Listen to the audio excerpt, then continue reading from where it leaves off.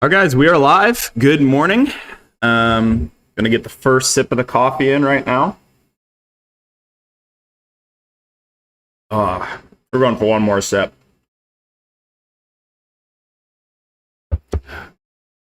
Much needed there. Okay, so yeah, hopefully you've had a good start to the morning. I personally did with props. Went 4-1 in props. For DFS, I didn't hit in the showdown. I used my value as Garuba. He was let down. If I went Fernandez over Garuba, I would have been right near the top of the leaderboard, but just kind of picked wrong in my complete punt play. Played a low Brown in the captain spot. Also, Willie Hernan-Gomez faders got bailed with massive foul trouble. Thankfully, he still covered his 5.5 rebound prop line. I would have been so tilted if he missed that because of random foul trouble. Yeah, so let's get right into it again. Quickly going over what I think the starting lineups will be for each of these teams. We can talk where I think the optimal build is, which again, I kind of like more the balanced build right now. Not saying you can't get to spend ups, not saying you can't play Giddy or SGA or Wembayama. I just think it's a little tougher to prioritize them on a site like this. But yeah, so for Australia, I don't think they're going to change anything. It should be Giddy, Mills, Jock Landale, Dyson Daniels, and Nick Kay. For Canada, I think they'll also stick with the same starting lineup: SGA, Barrett, Brooks, Lou Dort, and Dwight Powell. France could switch it up. I think they will, actually. But Wembayama, Gobert, Fournier, Batum, I think we'll start. And then I think they're going to go with Ntilikina or Nando De Colo in the starting lineup. If it is De Colo, he instantly becomes a priority for me at 3.5. If it's Frank Ntilikina, then it really doesn't do much for me because he's over 6K. For Japan, I think they'll stick with the same starting lineup: Rui, Hawkinson, Watanabe, Kawamura, and Yoshi. And then Germany should have the same starting lineup: Franz, Schroeder, Tice, Vautman, and Andreas Obst. And then Brazil, I think, could switch it up possibly. Maybe see Guy Santos move in the starting lineup. But last game it was Caboclo, Huertas, Mandil, Diaz, and then De Paula. Would not be surprised if De Paulo gets booted from the starting lineup. I think that's in the range of outcomes. But yeah, so like I said, the way that I kind of like going about building my lineup is just a little bit more balanced. And it's because of the lack of value, really. There's not a lot of great value that I think is, stands out, right? There are some viable options for value, but no one that's like an absolute must. And I think if you let's just say you plug in Wembayama, right? And let's just say you plug in, Rui, who's going to be extremely popular. And, I think, maybe one more like upper mid-range play. Let's just say, I don't know, we throw in Jock Landale. Just throw it, right? It leaves you like 4.5K remaining, which would be pretty tough to round out your lineup. So, I personally like starting with a little bit more balanced, as I said. Like getting to at least one of the main Japanese guys with Rui and Watanabe and Hawkinson. And then I'm extremely high in Bruno Caboclo, as you guys know. I think the more casual players will avoid because of box score watching. But again, you take a look at Bruno's numbers in those qualifying matches and the friendly matches. He's the clear number one option. He's averaging like 18 points, 8 boards a game. So I'm not going to let one random outlier game kind of affect my decision making, right? So that's personally how I'm going about building out my lineup. Is again a little bit more balanced. Yes, I'm fading Wembayama. Yes, I'm fading SGA. Do I feel good about it? No, of course not. Obviously, it's scary fading those guys. They both have a massive ceiling. But you can't play everyone in salary cap, right? So, but yeah, if you want to try to get to Wembayama or Shea or Giddy, you can still make it work. It's just going to be a little tougher. You're going to have to play probably a couple value plays. All right. So, and then quickly kind of talking through that value. Again, let's just go sub 5K. Let's kind of talk through the value sub 5K, right? Not a lot of great options. There really isn't. I think Felicio is one of the worst plays in the slate. If you take a look at Felicio in previous games, and this is what I was talking about, how casual players might click him because they see the 29 minutes and they might not realize that he really is not a big part of this rotation when there's no random foul trouble for Brazil. Like, we take a look at some friendly matches, right? 3 minutes here against Latvia. You have these are the qualifying games, actually. These are qualifying games that meant everything. 3 minutes for Felicio here. 9 minutes. 14, which is his most. 7 minutes here, right? So, like I said, I think casual players will click him and assume that you're going to get a similar game as last time out. So if we do get like random foul trouble for Bruno or Diaz, and you get Felicio extended, I'll be so incredibly tilted. Yeah, DraftKings is now freezing up. Let's say, hopefully that. Let's try to refresh. I don't know if I can refresh though, because then it's. Oh, there we go. Okay, we're back. 7 second half rebounds for Hernan Gomez. Yeah, that's what I said, man. I'm glad I was asleep. If I would have been awake for those two quick ones, I would have been so tilted. Yeah, my screen's freezing up, so I'm going to bring up the Excel doc just to kind of go over some other guys. So Isaac Bonga, I think, will also be a bit over-owned. Here, we can bring up, let's see if we can bring up Bonga.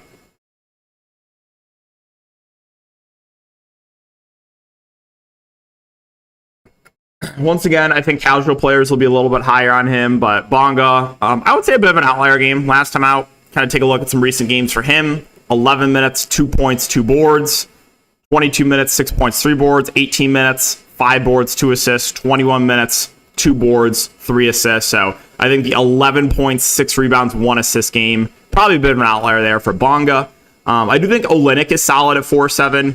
You're going to get mid-teens minutes from him. He's good point per minute. So I think Olynyk is solid. De Paula, if he starts, is a solid option as well, but he really struggled last time out. I think he could get benched. I think Yabusele is another good bounce-back candidate. Yabusele had some good numbers in the qualifiers. So like, he is someone that I think... everything's freezing up here, huh? He's someone that I think that sharp players will be on, but casual players will avoid.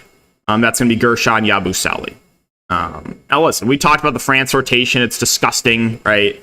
They're probably going to play at least 10 guys. But, like, Yabusele actually had good numbers, right? Preparation game against Australia, 18 minutes, 10 points, 1 board, 1 assist. Against Canada, 22 minutes, 19 points, 4 boards, 2 assists. 23 minutes against Serbia, 12 points, 2 boards. Against Germany, 8 points, 3 boards. You take a look at... he had decent numbers in like the World Cup too. 22 minutes, 11 points, 3 boards, 2 assists, right? So I would say I have an outlier kind of in the bad way for Yabusele. And this is just not going to load, is it? So, yeah, he is someone that we're going to leave since we can't. We're just frozen. I knew I was going to do that. Say, all right, well.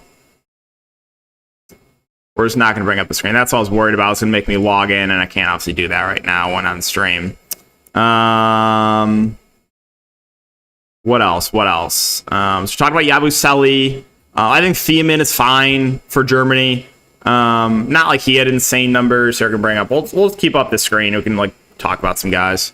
So I think value is obviously pretty important to talk about on this slate.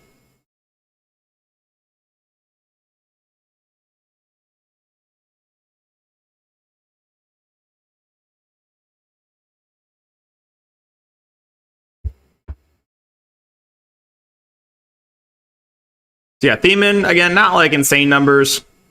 Against USA, 14 minutes, 8 points, 4 boards. Only 2 points and assists against Japan. In the World Cup last year, averaged 7 points, 4 boards, 1 assist. So it's not like he has insane numbers, but again, playable for value. NAW was awful last game, but he's cheap. Mato Lowe's 370 is playable. And then Matos dos Santos, I think, is one of the better values for Brazil, just because he's good point per minute. I think he could play a little bit more in this game. Gosh, man, we're gonna keep just freezing up. I'll show you guys Dos Santos, and then we can get to some questions. We still got some time. We got about 10 minutes left.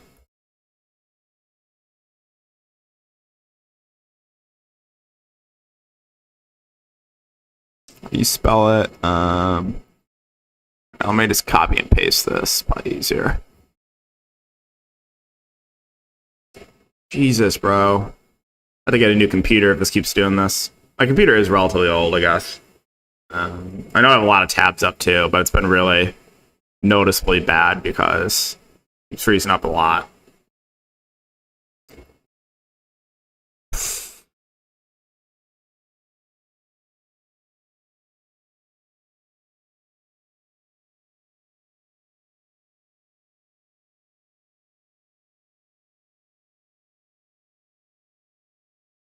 All right, well, it's not going to let me bring up his stats, but yeah, he had good numbers in the World Cup last year. Like, he was actually starting over Marcelo Huertas. So, all right, let's get some questions here.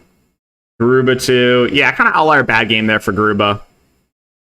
Favorite spend ups? I mean, Wembayama. I think that's yeah, Wembayama or Shea. Favorite teams to target? Probably Japan, number 1. Brazil, number 2. Fave center, don't really have one. I think center's pretty weak. Kind of go with what fits. Top 3 centers? Okay, let me bring up. Gotta bring it up on my phone because obviously we can't do it right now on computer screen. Okay, so I think if you're spending up for center, I think it would be Jock Landale. Right, I think he's your top like spend up center. And then value centers, I think there's 3. Nick K, Luis Diaz, and Kali Olynyk. So those would be the centers I would consider. Batum or Dyson, don't love either. I guess I'll say Batum, but yeah. What's your move at center? I'm spending down at center.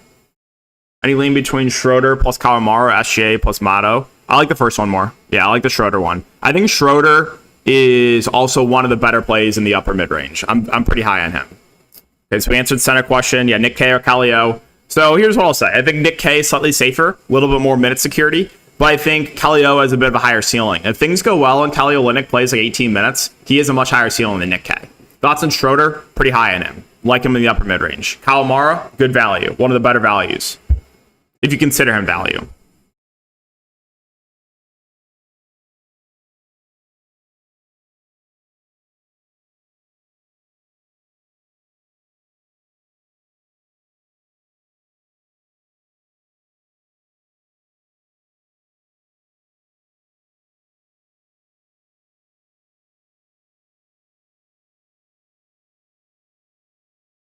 Okay, where else you at? For Diaz to get I think if Diaz avoids foul trouble, that he's a solid bounce back candidate. Let's see if we can bring this up. Is this frozen too?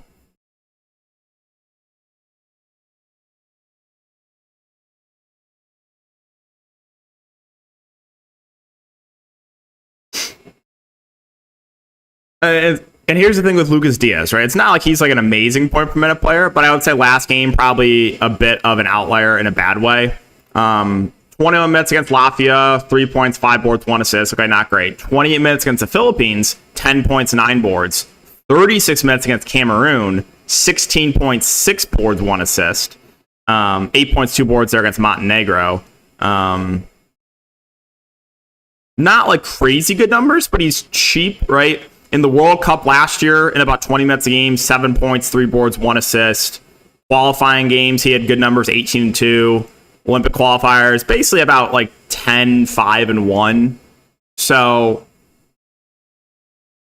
I think you like a realistic expectation for Lucas Diaz stats is probably somewhere around like 9 points, 5 rebounds, 1 assist. Which at that price is fine with a really weak center position, right? So, yeah, you got him, you got Nick K, you got Kelly Olynyk, I think is kind of your spend down centers. But yeah, if you want to spend up for Jock Landale, that's totally fine. I think Landale's a good option too. Again, like Landale's in that range, and that there's a lot of good plays in that 8K range. A lot, right? You know, you got Schroeder, you got Rui, you have Landale. You know, there's who else is in that range? Well, those I think would be your standouts. Then you have some guys in like that 7K range that I like as well. But yeah, let's see, where else are we at? Favorite shooting guard? What price range? And like Mills, I think Mills is viable as a contrarian option. I don't think either Giddey or Mills are going to be popular. For me, I like the floor a little bit more with Giddey because he does more of the peripheral stats. But I don't think either are going to be popular. NFL preseason, I'll probably be YouTube video up later today. So either today or tomorrow, I would say. Yeah, we got the showdown on Thursday night. What Brazil guard would we bet? Wait, can't see because it's heart symbol. Whoa, what Brazil guard would we be on if he starts best value? Sorry. I mean, I think Dos Santos. Like, if Dos Santos starts, he's a priority for me. I don't think he will because I don't think they want to start him and Huertas together. Calamar solid, yes, yeah. I think Calamar is a good shooting guard option. 25 minutes, decent game last time out. Again, Japan runs a very tight rotation, so yes, I think Calamar is solid.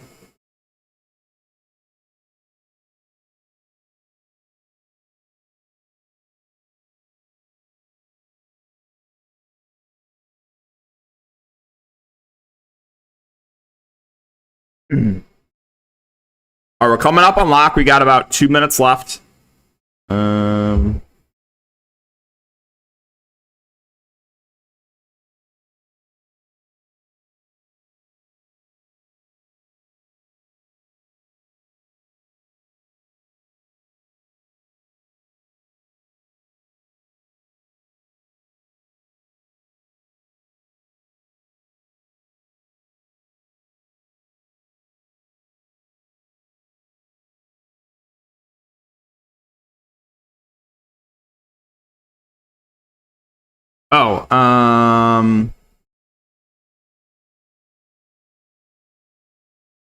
Starters. Hold on, let's see.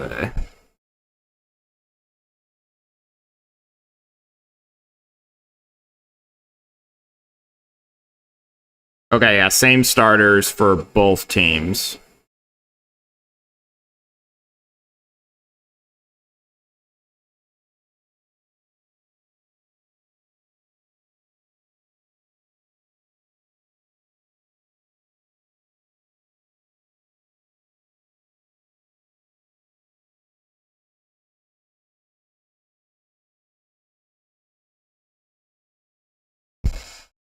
Yeah, so Barrett Brooks, Dort, S.J. Powell, Dicey Daniels, Giddey, Nick K. Landell, Patty Mills. Nothing, we expected that. I would have been pretty surprised if we would have got anything different there.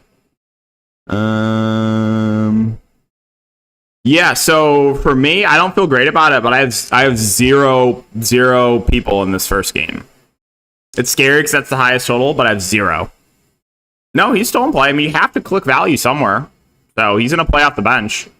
Just Kyle Leonard from the first game? Yeah. I mean, I have no one from the first game. And it's not because I don't want to play guys in this first game. It's the highest total of the game, or highest total of the slate. But it's just the price points, right? Price points make it a little tough. Like, there's no one super cheap on